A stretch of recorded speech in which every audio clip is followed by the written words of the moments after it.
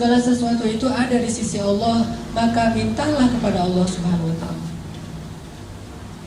Kayak ada orang yang menghafal Quran mengandalkan kecerdasannya.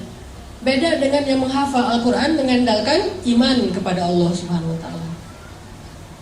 Karena ilmu di dalam Islam tidak disimpan di dalam pikiran dan kepala kita, tapi ilmu di dalam Islam itu disimpan di dalam hati. Al-fiqhu fiqhul qulub. Pemahamannya itu dilakukan dengan hati. Mungkin teman-teman ada yang pernah dengar cerita Abdullah ibnu Mas'ud menghafal Al-Quran 1 juz hanya dengan sekali dengar. 1 juz loh, hafalannya dengan cuma sekali dengar. Surat apa di Al-Quran yang paling panjang turunnya sekaligus? Panjang 1 juz dan turunnya sekaligus. Ada yang tahu? Surat Al-An'am. Surat Al-An'am itu panjangnya sekitar 11 lembar, 1 juz lebih 1 lembar. Dan itu turunnya sekaligus, beda dengan surat Al-Baqarah. Kalau Al-Baqarah panjang 2 juz setengah, tapi turunnya nyicil, berangsur-angsur. Kalau surat Al-An'am 1 juz turunnya sekaligus.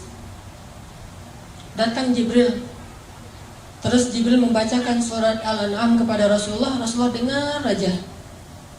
Setelah Nabi selesai mendengar, kata Jibril, ya Muhammad, coba kamu ulangi. Diulang oleh Rasulullah dari ayat pertama sampai selesai 1 juz, tidak ada yang salah. Ini kemampuan hafalan Nabi SAW. Udah gitu Nabi ngumpulin para sahabat. Ayo kumpul, halumu ilayya. Ayo kumpul ke sini. Telah turun ayat kepada saya yang lebih saya cintai daripada dunia dan seisinya, yaitu surat Al-An'am yang dibuka dengan kalimat pujian Alhamdulillah. Terus Nabi bacain nih surat Al-An'am 1 juz. Bayangin teman-teman, para sahabat selama mendengar Nabi membaca Al-Quran 1 juz, gak ada para sahabat yang bergerak sama sekali. Gak ada yang bergerak. Sampai para ulama bilang seandainya merpati bikin sarang di atas kepala mereka, jadi itu sarang. Saking khusyuknya. Para sahabat itu mendengar Nabi baca surat Al-An'am 1 juz dan khusyuk. Nggak ada yang bergerak sama sekali. Diam aja dengerin. Lalu ketika Nabi selesai membaca Al-An'am 1 juz, seorang sahabat yang bernama Abdullah ibnu Mas'ud berdiri mengatakan, ya Rasulullah, saya sudah hafal surat itu. Coba, 1 kali dengar langsung hafal.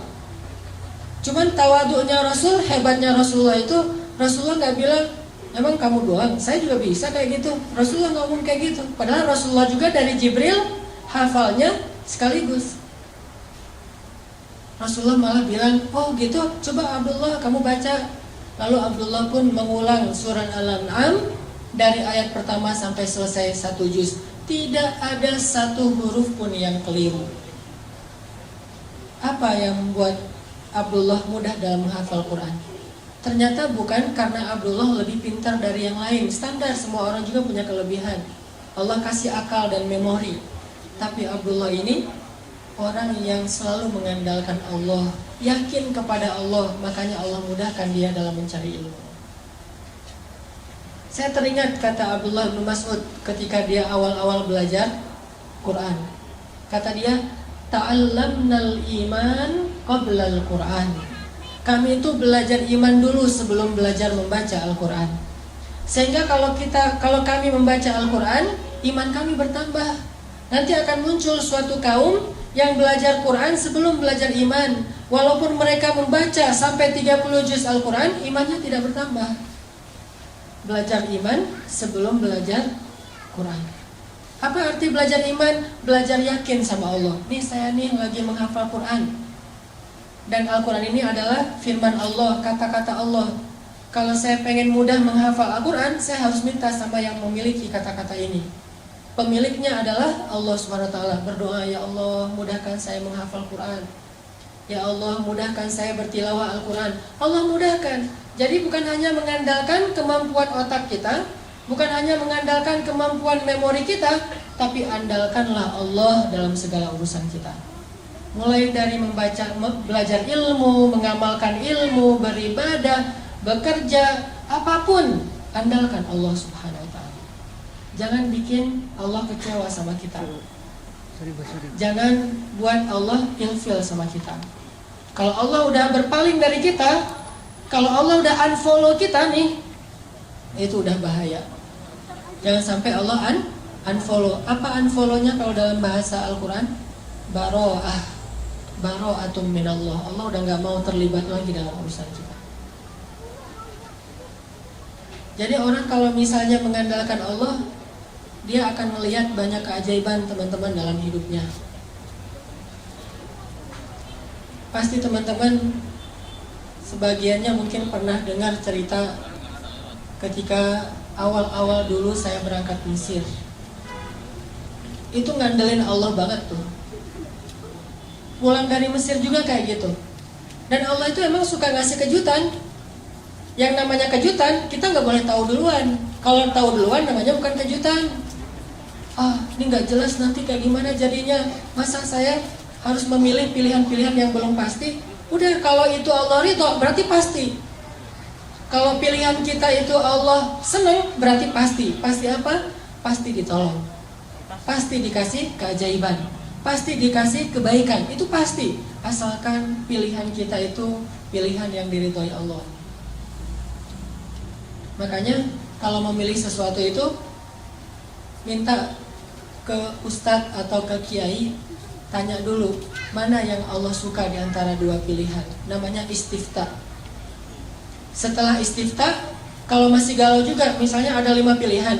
5 pilihan ini tanya ke kiai, Pak Yai, ini ada 5 pilihan dalam hidup saya. Kira-kira yang Allah ridhoi yang mana nih? Kata Pak Yai, 3 ini nggak baik, tinggal 2 berarti yang Allah ridhoi. Masih galau kan? Baru istikharah. Jadi istiftah, baru istikharah. Istiftah itu apa? Minta pendapat ulama dulu, mana yang Allah ridhoi. Kalau yang Allah ridhoi itu masih ada 2, dua-duanya baik, baru istikharah, minta Allah yang memilihkan mana yang terbaik di antara yang baik. Libatkan Allah. Doa itu harus jadi kebiasaan kita. Ada apapun, doa. Mau garam, minta sama Allah. Garam aja minta kepada Allah. Sebutir beras, minta kepada Allah. Apapun minta kepada Allah. Karena Allah itu emang suka kalau kita meminta kepadanya. Kalau ada orang yang bilang malu banyak minta ke Allah, mending kita beramal aja, gak usah minta. Sesungguhnya para nabi itu suka meminta kepada Allah. Dan salah satu di antara nabi yang suka meminta kepada Allah itu namanya Ibrahim. Inna Ibrahim la'awwahun halim. Ibrahim itu awwahun. Awwah itu kata ulama tafsir, da'a. Da'a itu artinya suka meminta, suka berdoa. Masalah sepele, berdoa. Sehingga kalau kita sudah melibatkan Allah dalam hidup kita, Allah Subhanahu wa ta'ala itu punya banyak cara untuk menyelesaikan masalah kita. Kayak doa Ibrahim pas beliau dimasukkan ke dalam api. Itu kan masih ABG gitu kan, Ibrahim pas masuk ke dalam api. Kurang lebih usia 17 tahun. Masuk ke dalam api. Apa kata Ibrahim? Rabbi, Engkau adalah Tuhan satu-satunya di langit, dan aku adalah hamba satu-satunya di bumi yang menyembahmu. Rabbi, tolonglah aku. Aku tidak berharap kepada yang lain selain Engkau, kata Ibrahim.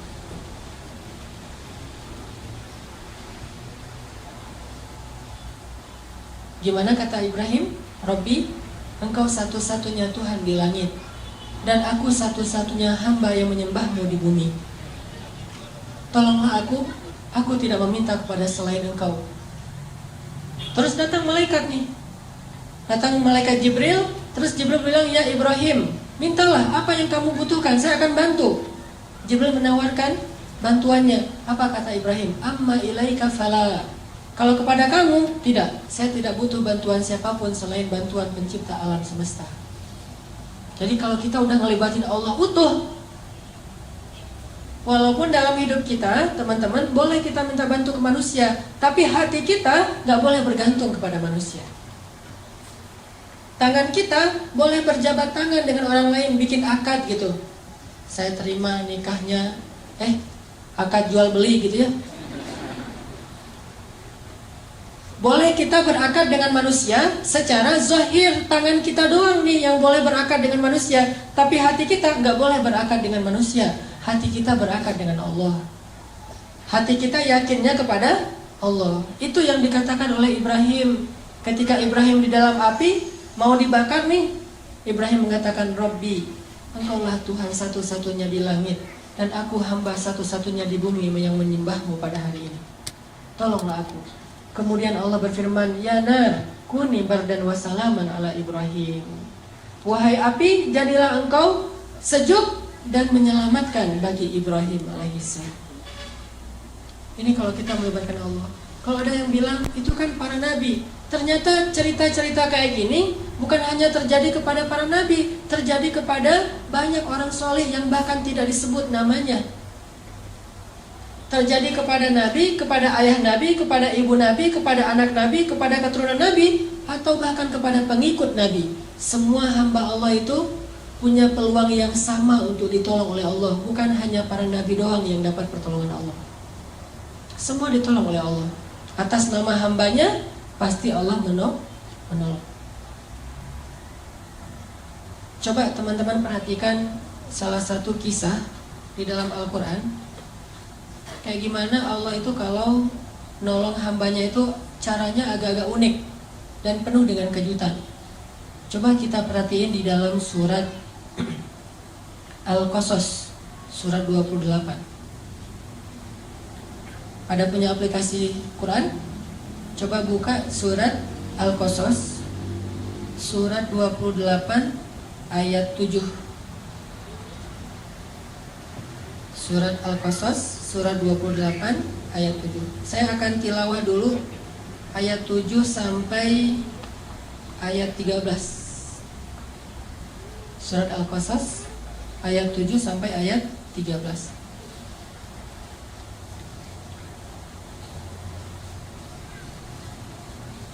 A'udzu billahi minasy syaithanir rajim. Bismillahirrahmanirrahim. Wa auhayna ila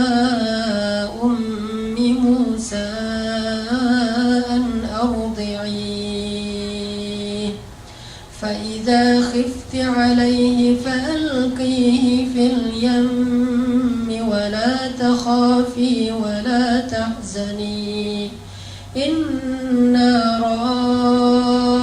رادوه إليك وجاعلوه من المرسلين فالتقطه آل فرعون ليكون لهم عدوا وحزنا إن فرعون وهامان وجنودهما كانوا خاطئين وقالت امرأة فرعون قرة عين لي ولك لا تقتلوه عسى أن ينفعنا أو نتخذه ولدا وهم لا يشعرون وأصبح فؤاد أم موسى فارغا إن كادت لتبدي به لولا أن ربطنا على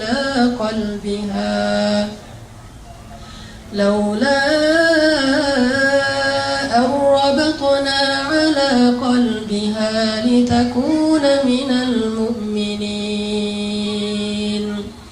وقالت لأخته قصيه فبصرت به عن جنب وهم لا يشعرون وحرمنا عليه المراضع فقالت هل أدلكم على أهل بيت يكفلونه لكم وهم له ناصحون فرددناه إلى أمه كي تقر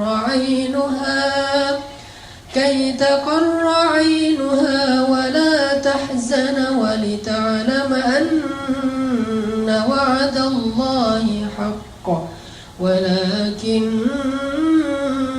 أكثرهم لا يعلمون.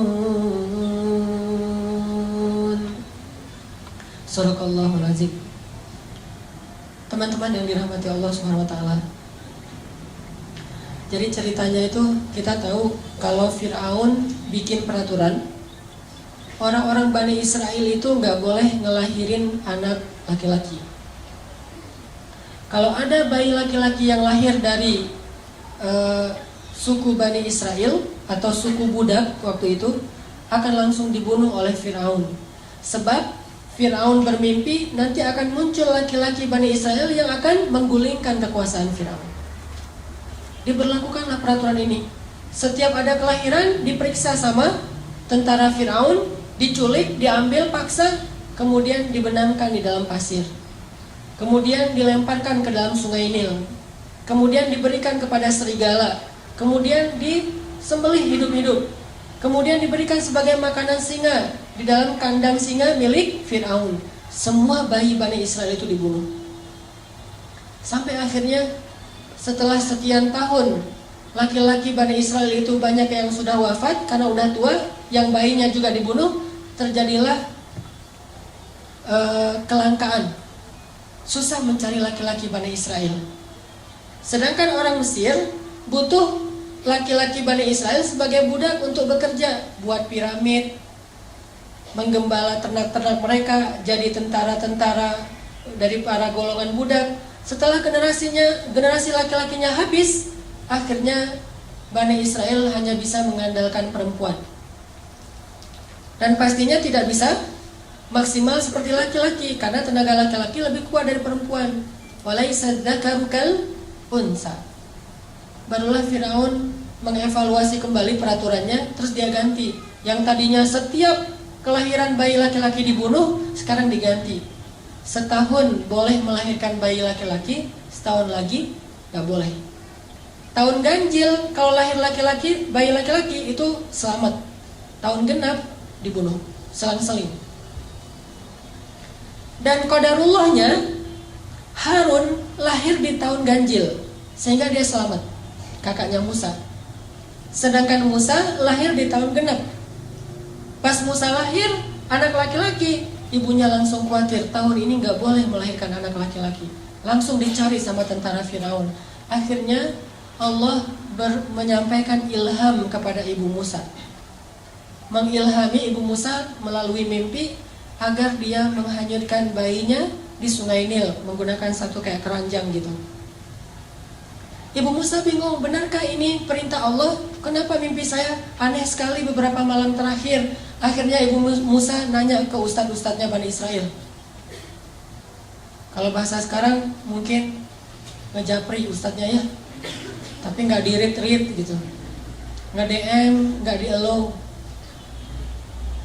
di-follow, nggak di-follow back.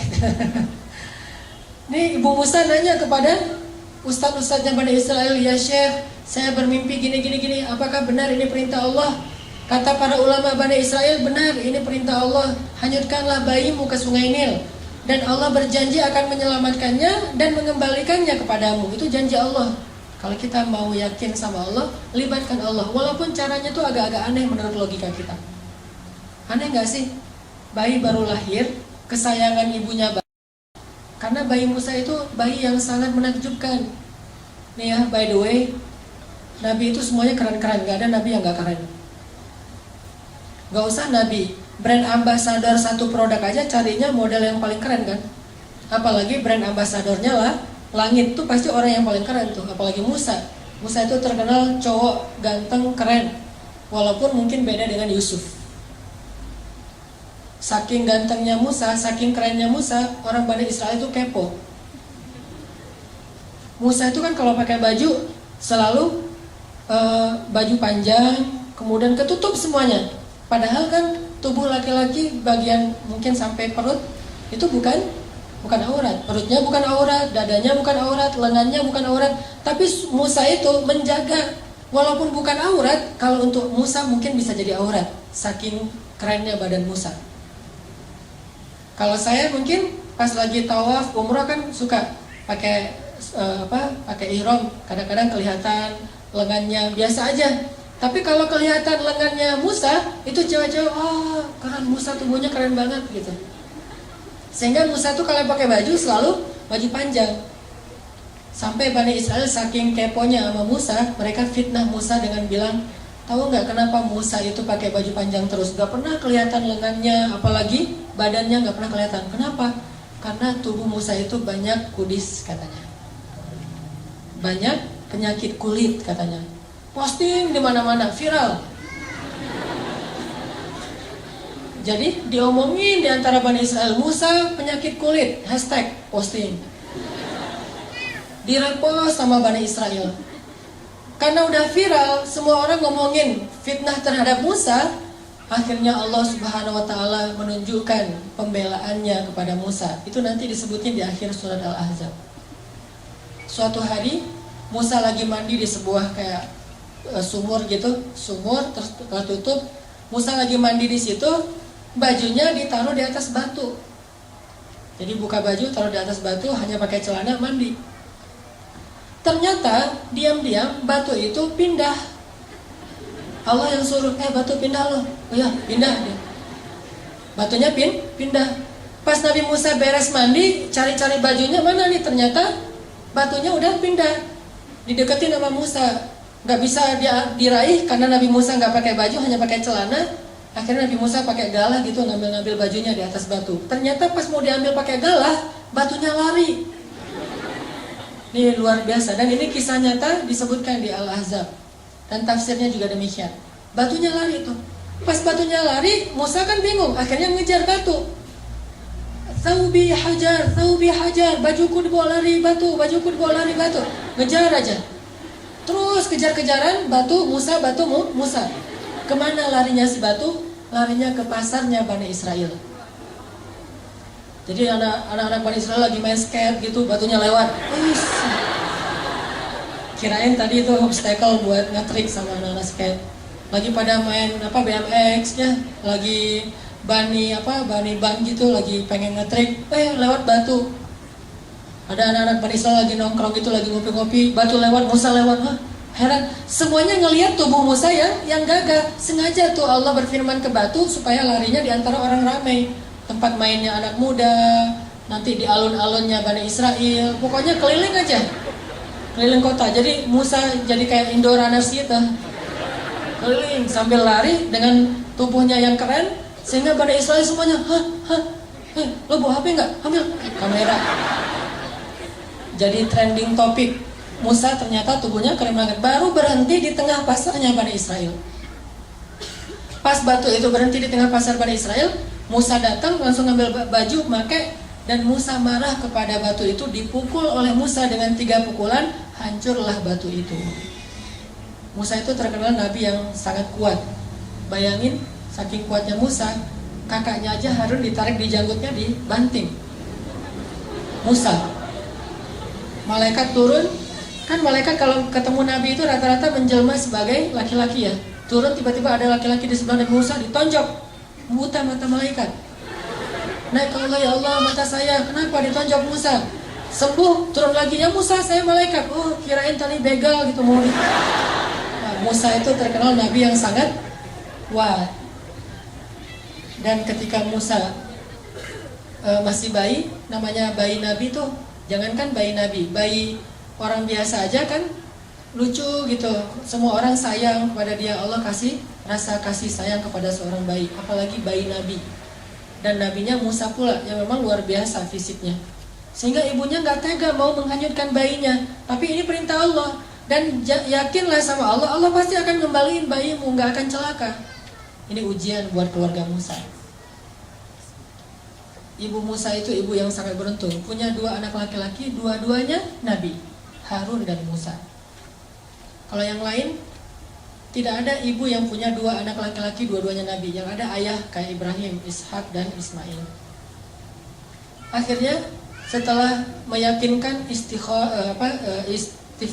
istisyarah, minta pendapat ulama, minta pendapat keluarga, minta pendapat suami, mantap nih hati ibu Musa. Ya udah deh, kalau emang ini cara satu-satunya untuk nyelamatin bayi saya dan ini perintah Allah, saya lakukan karena Allah. Dihanyutkan ke Sungai Nil. Pakai keranjang gitu ditutup. Terus pas udah hanyut, ibu Musa nggak tega. Aduh, bayi saya ntar dibawa kemana ini sama arus air, bisa ke Sudan kan? Nil tuh membelah 2 negara, Mesir dan Sudan. Jadi lintas negara nih, bisa jadi Musa nanti ketemunya di Sudan.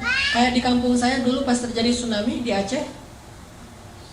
Kan ada orang yang hanyut sampai ditemukannya di pulau seberang, terus ketemu lagi sama keluarganya setelah 10 tahun. Baru ketemu 2014. Jadi 2004 terjadi tsunami, 2014 baru ketemu keluarganya karena dia udah sekolah, kalau nggak salah udah kuliah gitu. Udah kuliah ke daerah Aceh Selatan, ketemu sama keluarganya 10 tahun loh. Tak kuliah, tak SMA gitu pokoknya. Musa bisa aja hanyutnya sampai ke Sudan. Akhirnya ibunya bilang ke mbaknya Musa, "Mbak, kusih itu artinya cari tahu gimana kabar adikmu." Akhirnya mbaknya Musa menyusuri Sungai Nil. Dan perhatikan teman-teman, Allah punya rencana dan rencana Allah itu sebaik-baik rencana. Musa itu kan dihanyutkan ke Sungai Nil menghindari Firaun kan? Tapi malah ini tabut atau keranjangnya Musa hanyutnya masuk ke sebuah selokan yang mengarahkan dia ke istananya Firaun. Jadi masuk ke sebuah selokan air yang air itu nanti ujung-ujungnya ada di istana Firaun. Dihindarkan dari Firaun, malah didatangkan kepada Firaun oleh Allah. Allah punya rencana. Masuk ke selokan itu, hanyut sampai ke pemandian keluarga Firaun. Ditemukan sama dayang-dayangnya Firaun. Pas dibuka, bayi kecil yang luar biasa dikasih kepada istri Firaun. Lalu ketika diberikan kepada istri Firaun langsung jatuh hati kepada bayi Musa. Dan qadarullah, waktu itu istri Firaun belum punya anak, sehingga dia pengen banget punya anak laki-laki. Dipanggil sama istri Firaun ke suaminya, "Fir, aku dapat bayi loh," gitu. Kan manggilnya Fir. Fir sini loh, aku lagi dapat bayi nih. Bayi yang mana? Pas dilihat sama Firaun itu walaupun dia zalim, jahat, dia itu pintar. Namanya juga keturunan raja, kan Firaun itu julukan raja-raja Mesir. Kalau raja Yaman julukannya Dhu, kayak Dzun Nuwas, Dzulqarnain. Jadi Dhu itu Yaman. Kalau kayak di Mesir itu Firaun. Nah, Firaun ini karena keturunan raja, bukan orang bodoh, dia tahu ini bayi Bani Israel yang dibuang karena takut dibunuh. Akhirnya Firaun mengatakan, "Ini pasti bayi Bani Israel, akan saya bunuh." Kata istrinya, "Fir, kan kita nggak punya anak udah berapa tahun. Saya pengen banget punya anak. Kalau kamu mau bunuh dia, jangan sekarang deh. Kasih saya waktu untuk bisa bersenang-senang dulu dengan dia. Qurratu ainin li walak. Mudah-mudahan anak ini bisa menjadi kesenangan buat saya dan buat kamu." Kata Firaun, "Laki lalia, untuk kamu ya, untuk saya enggak. Ya udah, kamu simpan aja sesuka kamu. Kalau udah bosan kasih ya, biar gua bunuh." Gitu. Kata Firaun. Disimpan dipelihara oleh istrinya Firaun. Pas dipelihara, ternyata hari pertama itu haus, nangis. Bayi Musa nangis dan istri Firaun. Ada yang bilang ini Asia, ada yang bilang bukan. Sebutlah misalnya Asia. Asia nggak punya ASI, akhirnya Asia pun membuat sebuah audisi menyusui di Mesir. Bikin spanduk, segala macam iklan di TV, audisi ibu menyusui. Siapa yang bisa menyusui anak istana, anak raja, maka dia akan diberikan kekayaan yang sangat banyak dan akan diangkat sebagai salah satu keluarga angkat raja. Wah, ibu-ibu pada ngantri pengen ikut audisi. Ngantri lama. Ada ratusan orang yang pengen ikut audisi. Satu demi satu datang untuk menyusui Musa. Musa tidak mau. Semuanya pada menyusui. Enggak. Kalau sekarang mungkin gimana? Kalau aku sih yes, nggak tahu mas, anak gitu ya. Nah, ini artinya Musa nolak semuanya. Sampai akhirnya udah semuanya beres, yang mau menyusui nggak ada yang bisa. Di paling belakang itu kakaknya Musa, mbaknya Musa ikut audisi juga, ngantri. Sama pengawal ditanya, mau ngapain kamu sini? Saya mau ngantri. Ini untuk menyusui, ya saya akan menawarkan kepada keluarga istana, ada satu orang ibu yang bisa menyusui bayi ini. Ya udah, akhirnya dibawalah ibu Musa, dan ketika didekap oleh ibu Musa, maka Musa langsung menyusui kepada ibu kandungnya. Dan sejak saat itu Asyah mengangkat keluarga Musa sebagai keluarga angkat istana. Tinggal di istana, digaji oleh istana. Bahkan bukan hanya ibunya yang tinggal di istana, ayahnya Musa, mbaknya Musa, kakaknya Musa yang Harun, sekeluarga besar itu tinggal di istana semuanya, dan digaji pula oleh istana. Itulah sebaik-baik rencana Allah. Coba teman-teman bayangin, kalau ibu Musa terus ngumpetin bayinya, disembunyikan bayinya dari Firaun, mungkin selama-lamanya hidup mereka dalam pengejaran, dalam keadaan tidak nyaman, susah mencari nafkah, tinggal di hutan belantara. Tapi berhubung pakai cara Allah, akhirnya Allah punya rencana yang paling baik, sampai akhirnya keluarga ini bisa tinggal di dalam istana musuh yang justru mereka hindari selama ini. Suatu malam Asyah lagi gendong bayi Musa, lucu gitu, ketawa. Kalau kata orang Jawa mungkin ngeklek ya. Jadi Musa bayi itu ketawa sama Asyah, wah digendong-gendong ketawa. Firaun dari jauh ngeliat aja. Terus Asyah bilang kepada Firaun, Fir, sini dong, ini bayinya lucu banget loh, coba kamu gendong sekali aja. Kata Firaun, enggak, dia mah bukan bayi saya. Coba aja, siapa tahu kalau kamu udah gendong, kamu jadi senang sama dia. Karena dipaksa-paksa sama Asyah, udah diambil sama Firaun. Pas digendong, Musa yang tadi ketawa-ketawa tiba-tiba langsung cemberut melihat Firaun. Pas lihat Firaun, Musa langsung berubah wajahnya, yang tadi senang sekarang marah. Firaun heran, tanya Asyah, ini kenapa nih bayi ini pas ngeliat saya jadi marah kayak gini? Emang ada masalah apa dia sama saya? Kata Asyah, mungkin belum kenal, coba kamu dekap lebih dekat lagi. Didekap lebih dekat lagi, pas udah dekat, maka Musa pun menarik jenggotnya Firaun sekeras mungkin sampai tercabut banyak dari jenggotnya Firaun dan berdarah. Tarik sama Musa. Wah, Musa bayi itu ngelawan Firaun, jenggotnya ditarik. Gimana kalau udah dewasa? Ini kekuatan Musa. Akhirnya pas jenggotnya Firaun ditarik, Firaun emosi dilempar bayi Musa. Ini benar-benar bayi celaka segala macam, dia ngumpat-ngumpat, dia marah-marah. Didekap oleh Asyah, Asyah nangis karena bayi kesayangannya dilempar oleh suaminya.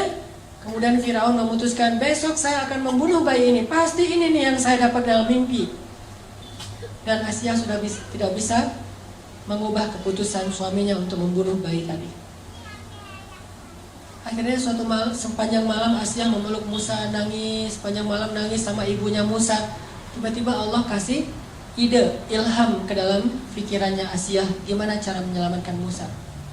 Pas paginya Asyah bilang kepada Firaun, suamiku, saya tidak akan menghalangi kamu untuk menghukum bayi ini. Tapi sebelum engkau menghukum dia, beri saya satu kesempatan supaya semakin yakin, apakah bayi ini sadar ketika mencabut janggutmu atau tidak sadar. Kalau dia sadar, silakan kamu hukum. Kalau dia tidak sadar, maafkanlah dia. Karena dia hanya bayi, anak kecil yang tidak ngerti apa-apa. Kata Firaun, gimana cara membedakan dia sadar dan tidak? Kata Asyah, taruhlah bayi ini di tengah, di sebelahnya ditaruh bara api, di sebelahnya lagi ditaruh roti. Kalau bayi ini sudah bisa berpikir, dia akan memilih roti. Tapi kalau bayi ini namanya juga anak kecil nggak ngerti, dia mungkin akan memilih bara api. Kalau dia memilih roti, maka hukumlah dia. Tapi kalau dia memilih bara api, maafkanlah dia. Ditaruh Musa di tengah. Oh, logis juga nih kata Firaun. Ya udah dicoba aja deh. Pasti dia akan milih roti. Masa api panasnya juga udah menjauh kan? Dia pasti akan ngambil roti atau kayak permen gitu. Ditaruh Musa di tengah. Di sini bara api, di sini makanan. Ternyata Musa bangun dari duduknya, mengambil bara api, dimakan oleh Musa. Dan kemudian Musa kesakitan dan menangis. Sejak saat itulah lidah Musa menjadi luka dan menjadi agak cacat. Baru sembuh nanti ketika ketemu lagi Firaun itu berdakwah. Di situ ada doa, Rabbi shrah li sadri wa yassir li amri wahlul 'uqdatan min lisani yafqahu qawli. Mudahkanlah lisan saya berucap ya Allah supaya dia faham. Gara-gara apa lisan Nabi Musa itu bermasalah? Gara-gara makan bara api. Pas makan bara api langsung dia muntahin lagi. Dia nangis-nangis karena kesakitan. Dipeluk oleh Asia, diberi obat. Dan ketika itu Asia mengatakan, tuh lihat bayi ini gak ngerti apa-apa. Masa kalau dia ngerti dia mau makan bara api, maafkanlah dia wahai suamiku. Akhirnya Firaun mengatakan, ya udah berarti dia emang bayi yang gak ngerti apa-apa, dimaafin. Selamat Musa. Lihat cara Allah menjaga hambanya. Allah itu punya banyak rencana, Allah itu maha kuasa. Jadi kalau kita ngandelin Allah, selalu ada jalan keluar. Sesulit apapun kondisi kita, kalau kita ngandelin Allah, selalu ada jalan keluar. Hanya kadang-kadang kita nggak sabar menunggu datangnya jalan keluar itu. Padahal jalan keluar Allah itu Allah datangkan melalui jalan kesabaran. Jadi kalau kita pengen dapat pertolongan Allah, jalannya itu adalah sabar. Tunggu sampai datangnya pertolongan Allah. Karena menunggu datangnya pertolongan Allah itu ibadah. Kayak orang sakit, menunggu sembuh itu ibadah. Orang yang miskin menunggu dapat rezeki sambil berikhtiar itu ibadah. Jomblo menunggu ada yang datang, terutama yang perempuan nih, nunggu ada yang datang ke rumahnya ngetuk pintu dan melamar dia, itu adalah ibadah. Tapi pengennya sih ibadahnya jangan lama-lama ya, cepat ada yang datang gitu.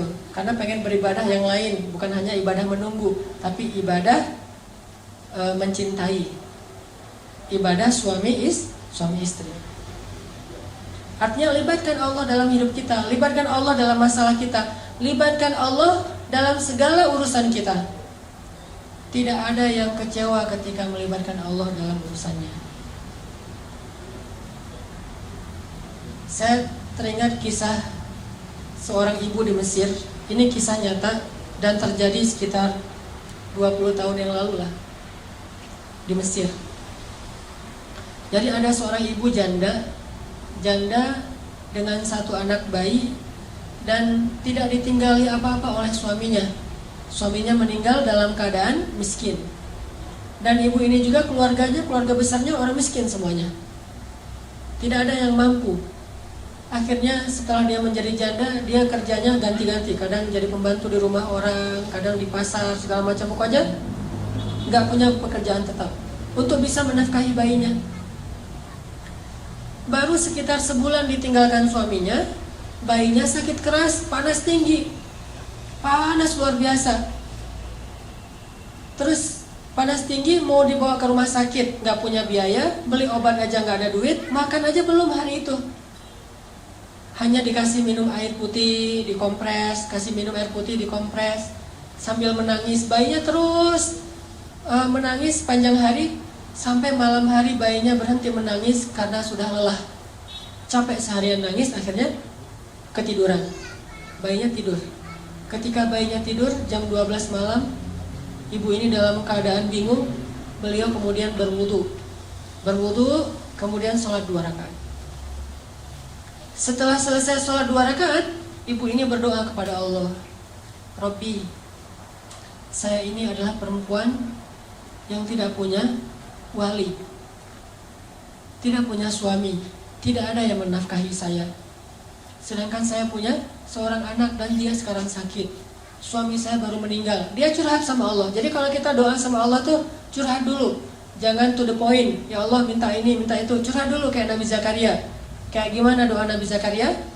Rabbi inni wahanal 'azmu minni washta'ala ar-ra'su shayba wa lam akun bidu'aika rabbi syaqiyya. Rabbi, tulang saya sudah lemah, rambut saya sudah putih. Curhat dulu masalah kita apa.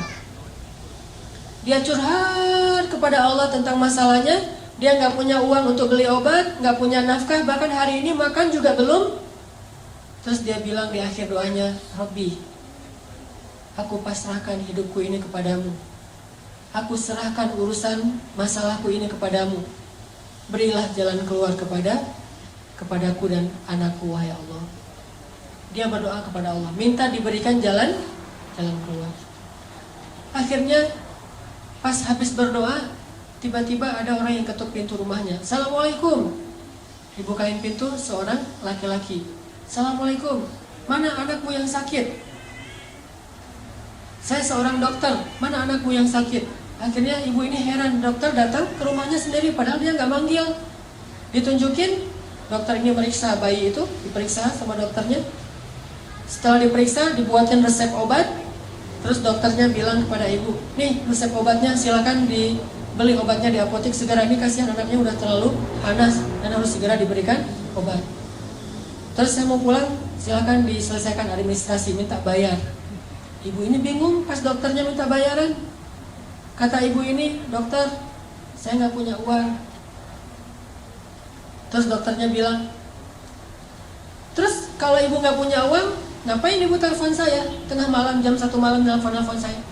Kata ibu ini, saya tidak telepon dokter. Terus dokternya keluarin kertas alamat. Ini benar nggak nih alamat rumah ini? Tadi yang nelfon soalnya nyebutin alamatnya ini nih. Kata ibu, benar ini alamat rumah saya. Terus mana laki-laki yang tadi nelfon? Kata ibu ini, saya nggak punya suami, nggak ada laki-laki di rumah. Ini telepon aja juga nggak ada di rumah. Handphone atau telepon rumah nggak ada. Baru dokter ini curiga.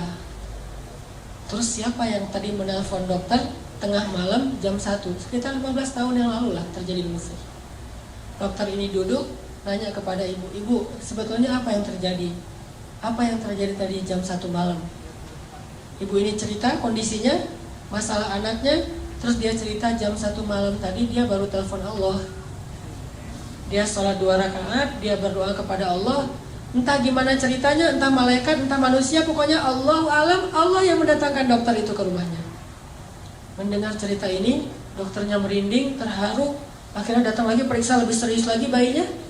Terus keluar cari obat sendiri dokternya ke apotek, datang lagi kasih obat, kemudian ngasih lagi hadiah untuk keluarga ini untuk 1 bulan. Dan sejak saat itu dokter ini suka memberikan nafkah rutin kepada keluarga ini setiap bulan. Dan kadang-kadang dipanggil ke rumah untuk bantu-bantu di rumahnya. Artinya Allah punya banyak cara untuk membantu hambanya. Panggil aja Allah SWT. Ada apa-apa, telepon Allah. Dan telepon Allah itu paling enak tuh, gak pernah di-reject. Nelfon manusia, di-reject tuh. Nelfon, kan suka ada tulisan saya lagi meeting, lagi nyetir, kan ya? Atau lagi galau gitu kan, bisa juga custom, bisa tulis sendiri lagi galau. Itu kalau nelfon manusia. Kalau nelfon Allah, nggak pernah Allah nggak reject telepon hambanya. Ujibu da'watad da'i idza da'an. Saya pasti akan ngangkat telepon orang yang nelfon saya. Kalau kita analogikan dengan telepon, pasti Allah angkat. Sesibuk apapun Allah, kulla yaumin huwa fi sya'n. Setiap hari itu emang Allah sibuk, tapi Allah nggak pernah disibukkan. Sibuk ya, tapi disibukkan nggak. Allah punya banyak urusan ya, tetapi tidak pernah kewalahan. Telepon Allah. Dan telepon Allah itu nggak perlu hafal nomornya. Aduh, nomor telepon Allah berapa ya? Belum di save misalnya. Nggak perlu, tinggal bilang Allah, langsung ke connect ke langit. Nomor telepon Allah itu cuma bilang Allah aja. Robbi, ilahi, bebas, nomornya banyak. Dan semuanya aktif, nggak ada nomor itu sudah tidak aktif. Sudah apa misalnya? Nggak ada. Allah pasti mengangkat telepon kita. Dan menelpon Allah itu gak ngabis-ngabisin kuota, gak ngabis-ngabisin pulsa, sama sekali gratis. Gak makan pulsa, gak ngabisin kuota, gak perlu hafal nomor. Gak ada yang misalnya lagi telepon dengan yang lain, jadi kita nunggu dulu ngantri. Gak, telepon Allah itu paling mudah ketimbang nelpon manusia. Ada masalah tinggal bilang ya Allah.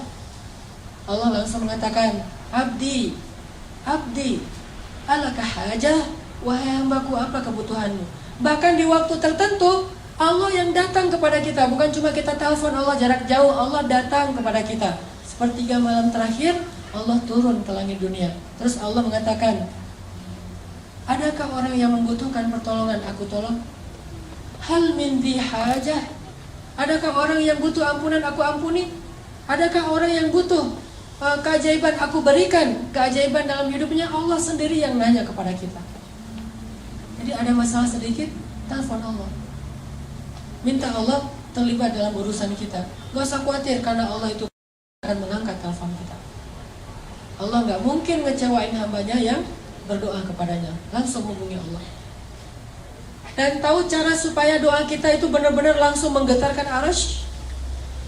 Kalau kita pengen doa kita itu menggetarkan arasy, Pas kita telepon Allah itu deringnya itu kenceng, berdoalah dengan hati.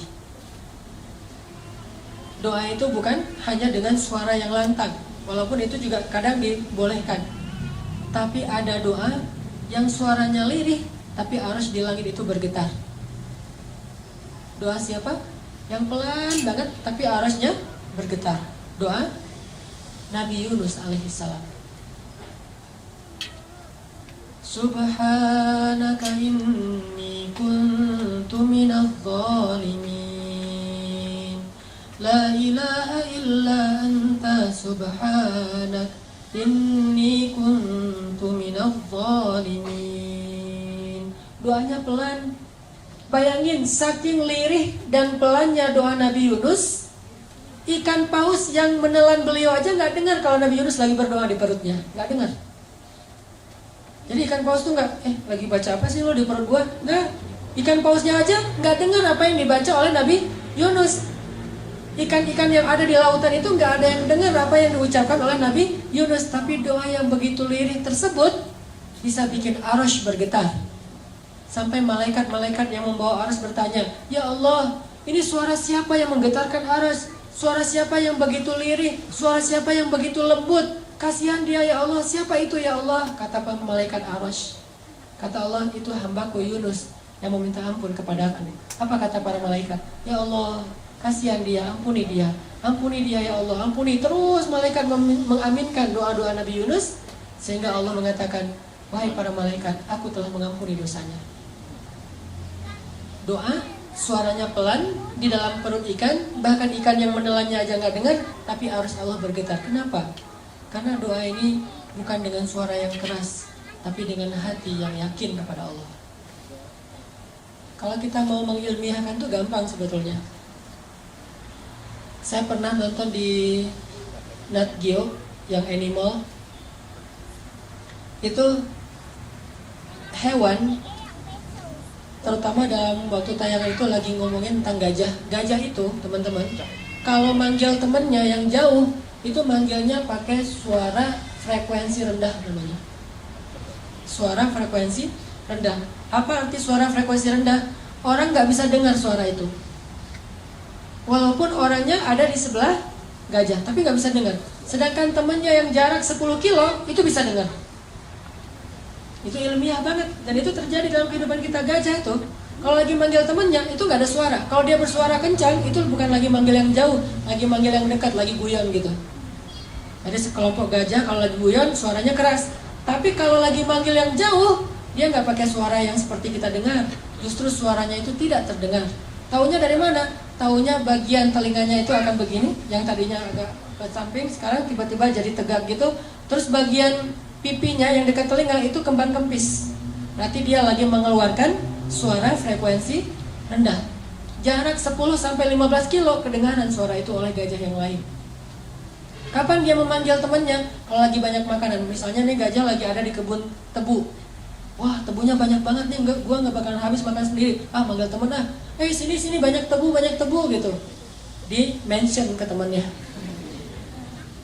Pas teman-temannya mendengar ada banyak tebu, terus di mana? Oh udah, lo kirim aja Sherlock gitu, dikirim Sherlock sama gajah. Jadi suara itu bukan hanya memberitahu, tapi juga ada sinyal share location, di mana temannya itu bisa langsung pakai Waze. Jadi pakai Waze atau pakai Maps gitu, Google Map, terus langsung nemu, nggak akan kesasar, nggak akan mungkin salah jalan. Habis lampu merah, belok kanan, belok kiri gitu-gitu, turn right, turn left gitu-gitu deh. Dan itu terjadi dalam kehidupan kita. Suara yang gak bisa didengar oleh orang di sebelah ternyata bisa didengar dari jarak 10 kilo. Itulah suara yang frekuensi rendah. Dalam doa kepada Allah kadang itu berlaku loh. Doanya tuh pakai frekuensi rendah. Bahasa surat Maryam frekuensi rendah itu nidaan khafiyah, suara yang rendah, suara yang lembut. Dzikru rahmati rabbika 'abdahu Zakaria إذ نادى ربه نداء خفيا. Di ayat ketiga surat Maryam. Nidaan khafiyah, suara yang lembut, suara yang rendah. Tapi suara yang lembut ini menggetarkan aras yang jaraknya entah berapa miliar tahun cahaya. Jadi kalau kita mau telepon Allah, telepon pakai hati yang yakin. Ilahi, Robbi, suaranya gitu doang. Bahkan mungkin teman di sebelah juga gak ngerti apa yang kita omongin. Tapi Allah Sami'ud du'a. Allah itu sangat bisa mendengar apa yang kita ucapkan. Minta sama Allah, sal tu'toh, minta pasti dikasih. Itu kalimat janji Allah tuh, sal tu'toh. Kamu minta pasti dikasih, gak usah khawatir. Ada lagi kisah di zaman Harun ar-Rasyid, seorang ulama, seorang ahli ibadah yang difitnah. Dia difitnah berzina, sehingga sebelum dia disidang dan diputuskan akan dicambuk, maka dia dipenjara dulu. Pas dia dimasukin ke penjara, digembok penjaranya, ada pengawalnya, dia di dalam. Suatu saat habis dia di penjara, Khalifah Harun ar-Rasyid pergi ke masjid sholat. Pas sampai di masjid, Harun ar-Rasyid melihat orang yang tadi di penjara itu sudah ada di dalam masjid, lagi sholat sunnah. Ar-Rasyid bingung nih, kayak mirip tadi, kayak pernah ketemu orang ini di mana ya? Oh, ini yang tadi di penjara nih, kenapa ada di sini? Siapa yang lepasin dia? Setelah selesai sholat, orangnya udah nggak ada, balik ke penjara, ngelihat dia di dalam penjara. Harun ar-Rasyid bertanya kepada pengawal, apakah kalian membukakan pintu sehingga dia bisa sholat ke masjid? Kata pengawal, tidak. Dan dari tadi juga dia di dalam. Harun ar-Rasyid bingung. Besok ke masjid lagi, dia ada di masjid juga. Balik ke penjara, dia di dalam penjara. Ini orang bisa hilang gitu. Akhirnya Harun ar-Rasyid mengganti cara menghukum dia. Tidak lagi di penjara, tapi diasingkan. Ditaruh di tengah padang pasir atau di pulau mana gitu. Ditaruh di sebuah pulau atau di tengah padang pasir. Pokoknya diasingkan aja. Setelah diasingkan, para pengawal ini kemudian pulang. Ketika pengawal ini pulang sampai di gerbang kota, mereka menemukan dia sudah ada duluan di gerbang kota. Padahal tadi ditinggal di tengah padang pasir. Dia udah ada di dalam gerbang kota. Terus pas Harun ar-Rasyid ke masjid, dia udah ada duluan di dalam masjid. Sampai akhirnya Harun ar-Rasyid curiga, ini orang luar biasa, orang soleh nih. Tapi kenapa dia dibilang berzina? Dipanggil oleh Harun ar-Rasyid, ya fulan, siapa kamu? Kenapa kamu bisa ada di mana-mana gitu? Dia mengatakan, saya itu difitnah, saya tidak berzina. Kayak Yusuf pernah difitnah. Dan ketika Tuhan memenjarakan saya, berarti Tuhan telah menjauhkan saya dari rumah Allah Subhanahu wa Ta'ala. Lalu saya berdoa, ya Allah, saya rela jika saya difitnah, tapi jangan biarkan saya jauh dari rumah-Mu ya Allah. Beri saya kesempatan untuk tetap sholat di masjid-Mu. Sehingga akhirnya entah gimana ceritanya, pokoknya dia bisa sholat di masjid aja. Balik lagi ke penjara, sholat lagi ke masjid, balik lagi ke penjara, tanpa harus membuka gerbang penjaranya. Dan ini kisah nyata terjadi di zaman Harun ar-Rasyid. Akhirnya orang ini dibebaskan, dan Harun ar-Rasyid juga belajar tentang ketaatan kepada Allah dari orang ini. Artinya kalau orang melibatkan Allah, banyak hal-hal yang ajaib, surprise terjadi dalam hidupnya. Kalau kita nggak percaya, itu alasan kenapa keajaiban tidak terjadi dalam hidup kita. Begitu kita ragu, tidak ada keajaiban.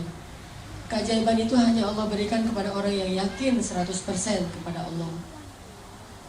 Kalau ada masalah, minta sama Allah. Saya pernah beberapa kali, mungkin teman-teman juga pernah ngalamin pengalaman spiritual pribadi, kayak misalnya kehilangan sesuatu. Saya tuh dulu pernah mau usaha, awal-awal pulang dari Mesir, saya punya modal $1.000, pengen bikin usaha gitu. Saya nggak mau nyebutin nama usahanya, cuman bagi saya usaha itu kayak syubhat.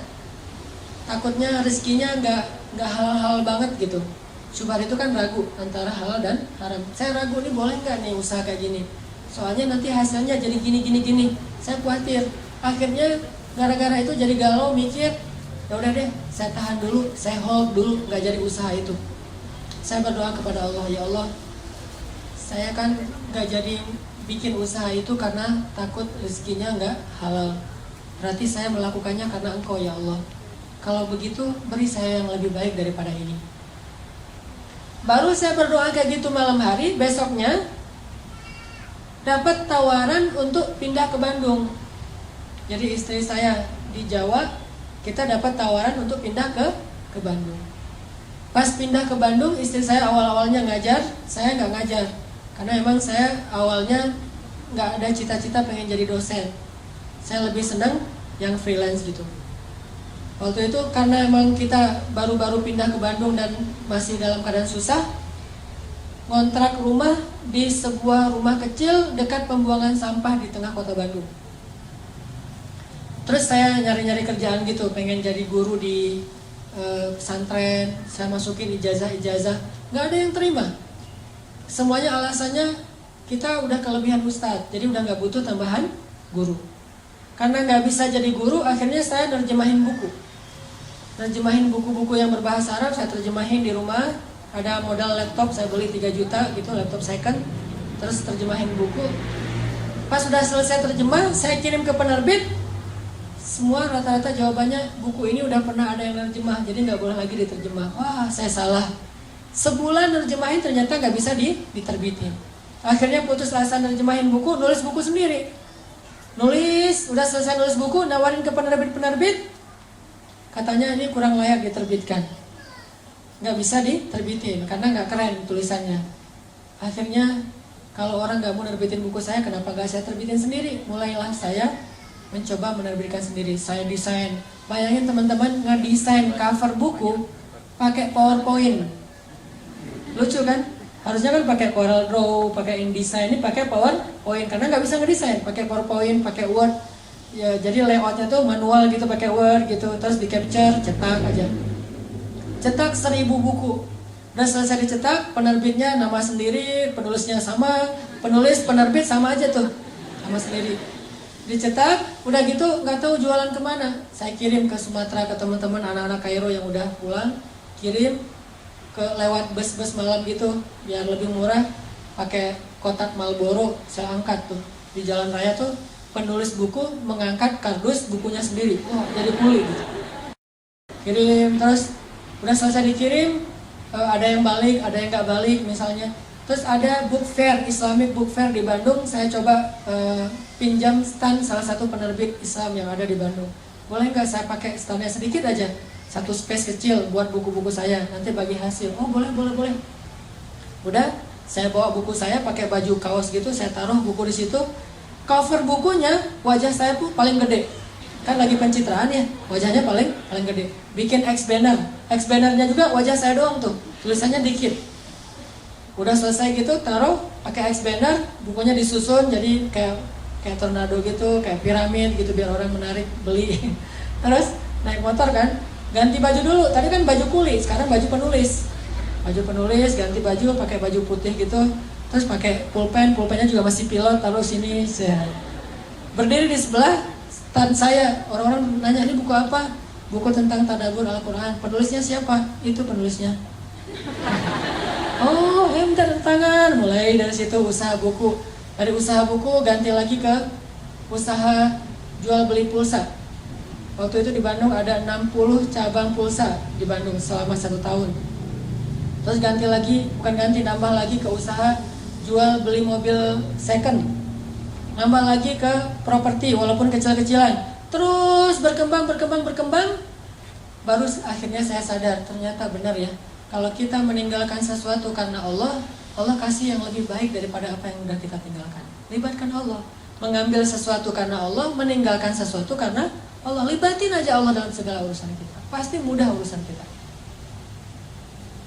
Awal-awal saya di Bandung itu, ketika awal-awal merintis, anak saya lahir, saya yang jadi bidan. Anak saya lahir tuh, mau dibawa ke bidan, udah telat, udah keburu lahir. Ya udah, saya jadi bidan aja. Udah, tutup semuanya. Bernafas, wah langsung jadi bidan. Saya tarik anaknya, pas udah selesai keluar, baru bingung nih gimana mutusin plasenta. Karena nggak tahu cara mutusin plasenta, baru nelpon ambulan, dibawa sama ambulan. Kenapa kok gitu-gitu amat? Tapi saya bersyukur, alhamdulillah jadi lumayan ngirit lah biaya ngelahirin, karena bidannya nggak perlu dibayar. Segitunya, artinya kalau misalnya kita benar-benar melibatkan Allah itu, Allah emang suka ngasih kejutan-kejutan. Di Mesir saya dapat kejutan, di Jawa saya dapat kejutan, di Bandung saya dapat kejutan. Sampai hari ini sering dapat kejutan. Ada masalah dikit, saya langsung bilang, Allahumma ajurni fi musibati wa akhlif li khairan minha. Ya Allah, beri saya pahala dalam musibah ini, terus beri saya ganti yang lebih baik. Enak kan? Jadi kalau kita kehilangan sesuatu, ini pengen diganti sama Allah dengan yang lebih baik. Diputusin, alhamdulillah, ya Allah beri saya ganti yang lebih baik. Jadi kalau kita jalan sendiri-sendiri aja ya, maksudnya kita putus aja, alhamdulillah, ntar Allah ganti yang lebih baik daripada kamu gitu. Artinya Allah itu kalau kita libatin gak akan ngecewain. Saya pernah kayak dicurangin orang gitu dalam satu, namanya orang usaha kan macam-macam ya, dicuranginnya nggak gede sih, namanya juga usaha kecil, sekitar 1,5 juta. Pas dicurangin gitu, ya udah daripada rame-rame, saya udah aja diberesin, rugi 1,5 juta. Pas udah rugi, saya doa, ya Allah beri saya pahala dalam musibah ini, terus beri saya ganti yang lebih baik daripadanya. Seminggu kemudian Allah kasih rezeki, sebuah usaha, sebuah proyek yang keuntungannya 15 juta, 10 kali lipat daripada yang saya rugi sebelumnya. Libatin Allah. Jadi kalau kita libatin Allah, ada masalah dikit, kita nggak langsung putus asa. Oh, gampang, kalau rugi di sini mah minta aja lagi ke Allah, ntar Allah ganti yang lebih baik. Gitu. Nggak sampai kita jadi stres mikirin sesuatu yang gak nyaman dalam hidup kita. Udah serahin aja sama Allah. Saya pernah malam-malam, dulu saya pakai salah satu handphone tuh yang kayak saya beli kurang lebih harganya 1.200.000 lah, handphone sederhana. Malam-malam ada acara Qiyamul Lail di masjid, dan saya waktu itu telat bangun. Acara Qiyamul Lailnya jam 2, saya jam 2 baru bangun. Kan kaget tuh, jam 2 baru bangun. Hah? Udah jam 2, orang-orang udah pada nunggu. Sementara jarak rumah ke masjid itu kalau malam 15 menit, lumayan. Belum lagi wudu segala macam. Kaget, saking kagetnya buru-buru, handphone jatuh, pecah, udah gak bisa dipakai. Saat itu juga saya berdoa, ya Allah beri saya pahala dalam musibah ini, beri saya ganti yang lebih baik daripadanya. Besok pagi loh, dan itu wallahi hanya berselang beberapa jam. Besok pagi diganti sama Allah dengan waktu itu Samsung Note 5 yang harganya waktu itu masih 10 juta. Diganti langsung di waktu yang sama, padahal belum selesai tuh mikirin yang tadi, aduh tadi jatuh, kalau nggak jatuh udah ada handphone, sekarang nih minjam handphone istri dulu. Jatuh langsung Allah ganti dengan yang lebih baik, kayak gitu. Gimana caranya? Jangan selalu menerjemahkan rezeki yang tidak diduga-duga itu sedekah. Gak selalu sedekah. Bisa juga usaha, bisa proyek, bisa apa aja lah. Yang jelas Allah ganti yang lebih baik. Libatin Allah dalam hidup kita. Kayak Ummu Salamah, begitu suaminya meninggal, Ummu Salamah doa. Dan doa ini diajarkan oleh Nabi. Ya Allah, beri saya pahala dalam musibah ini dan beri saya ganti yang lebih baik. Terus Ummu Salamah heran sendiri gitu. Loh, yang lebih baik? Siapa yang lebih baik daripada Abu Salamah? Abu Salamah itu suami yang paling ideal. Setelah selesai masa haid, datanglah Rasulullah melamar Ummu Salamah. Ternyata ini yang lebih baik daripada Abu Salamah. Gak mungkin Allah ngecewain kita. Itu teman-teman yang dirahmati Allah. Yuk kita belajar sama-sama berhijrah kepada Allah. Bukan berhijrah ke suatu tempat, dari luar masjid ke masjid, bukan. Tapi berhijrah kepada Allah. Dan Allah ma'akum aynama kuntum, dimana bersama kita dimanapun kita berada. Di masjid, di kantor, di jalan, di rumah, dimanapun Allah bersama kita. Jadi kalau kita hijrahnya ke Allah, artinya kita ada masalah dikit, telepon Allah, insya Allah Allah akan selalu menyertai kita, dan Allah akan selalu menjaga kita. Ihfazillah yahfazka. Jaga hubungan kamu sama Allah, Allah yang akan menjaga hidup kamu seutuhnya. Mudah-mudahan ini jadi booster buat kita, jadi penyemangat buat kita dalam mendekat kepada Allah, terutama dalam berdoa. Mulai sekarang coba koleksi lebih banyak doa. Mulai sekarang coba koleksi lebih banyak doa. Doa sehari-hari, mulai doa makan, doa tidur, doa segala macam, termasuk doa-doa yang bisa kita baca di dalam sujud. Karena ketika sujud itu waktu yang paling baik untuk berdoa. Kalau kita sujud nggak tahu baca apa, itu rugi. Karena waktu sujud itu dekat banget sama Allah SWT. Jadi perbanyak aktsiru minad doa, perbanyak doa ketika kita sujud. Mudah-mudahan ini bermanfaat. Barakallahu walakum. Langsung dilanjutkan dengan muhasabah. Ya, kita muhasabah bersama-sama, berdoa kepada Allah Subhanahu wa taala. Mudah-mudahan Allah Subhanahu wa taala memberikan kepada kita keberkahan dalam hidup kita, keberkahan dalam rezeki kita, dan keberkahan di dalam usia kita. Ilahi, Anta Rabbi la ilaha illa Anta. Ilahi, ij'alni laka dzakkarin, laka syakkarin. Allahumma ilaika aslamna wa bika amanna wa alaika tawakkalna wa ilaika anabna wa bika khasamna. Na'udzu bi'izzatika an tudillana antal hayyul ladzi la yamut wal insu wal jinnu yamutun. Ya Allah ya Rabbi, kepadamulah kami berserah diri, kepadamulah kami beriman ya Allah, kepadamulah kami serahkan urusan hidup kami, kepadamulah kami kembali, kepadamulah kami bergantung, hanya kepadamulah kami berharap ya Allah. Kami yakin Engkau maha mendengar doa-doa hamba-Mu. Kami yakin Engkau tidak akan mengecewakan orang yang datang kepadamu. Kami yakin rahmat-Mu mendahului kemarahan-Mu. Kami yakin karunia-Mu maha luas. Kami yakin Engkau maha pemaaf ya Allah. Kami yakin Engkau maha pemurah ya Allah. Karena dengan kemurahan-Mu lah kami mendapatkan kebahagiaan dalam hidup ya Allah. Hidup kami adalah kemurahan-Mu ya Allah. Hidup kami adalah rahmat-Mu ya Allah. Hidup kami adalah anugerah dari-Mu ya Allah. Engkau maha segala-galanya. Semua kebaikan ada di tangan-Mu ya Allah. Semua kebaikan ada di dalam genggaman-Mu ya Allah. Ilahana, hari ini kami berkumpul, bersimpuh di sini. Kami memohon ampunan dari-Mu ya Allah. Tidaklah kami melangkahkan kaki kami dari rumah kami ke sini kecuali karena kami mengharapkan ridha-Mu ya Allah.